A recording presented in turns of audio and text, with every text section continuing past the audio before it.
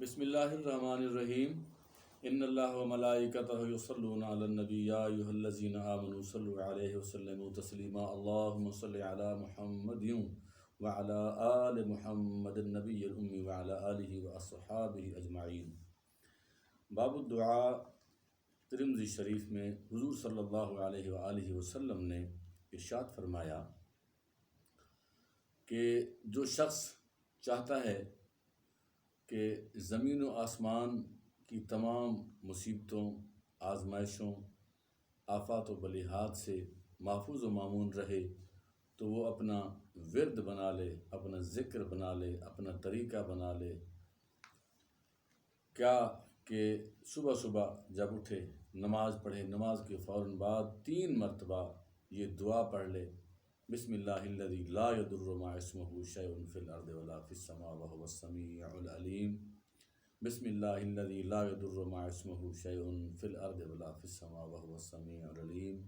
بسم اللہ الذی لا یضر مع اسمہ شیء فی الارض ولا فی السماء وهو السمیع العلیم۔ نبی کریم صلی اللہ علیہ وآلہ وسلم کا فرمان عالی شان ہمارے لیے مشعل راہ ہے، کیونکہ اللہ تبارک و تعالی نے نبی کریم صلی اللہ علیہ وآلہ وسلم کے ذریعے تمام دین آقا علیہ السلام کی امت تک پہنچایا، اور ایسی ایسی دعائیں نبی کریم صلی اللہ علیہ وآلہ وسلم نے ہمیں تعلیم فرمائیں، صحابہ کرام کو تعلیم فرمائیں، اولیاء اللہ نے ان کے اوپر عمل کیا۔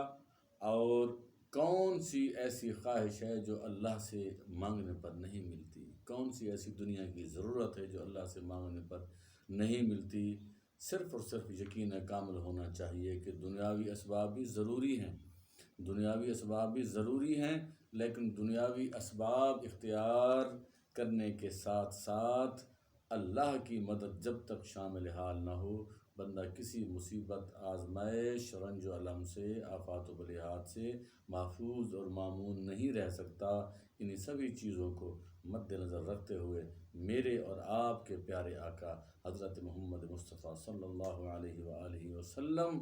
کی یہ حدیث پاک جو سرکار نے بیان فرمائی ہے کہ جو شخص چاہتا ہے کہ وہ ہر مصیبت اور آزمائش سے، زمین و آسمان کے تمام آزمائشوں، مصیبتوں، آفات و بلیحات سے محفوظ و مامون رہے،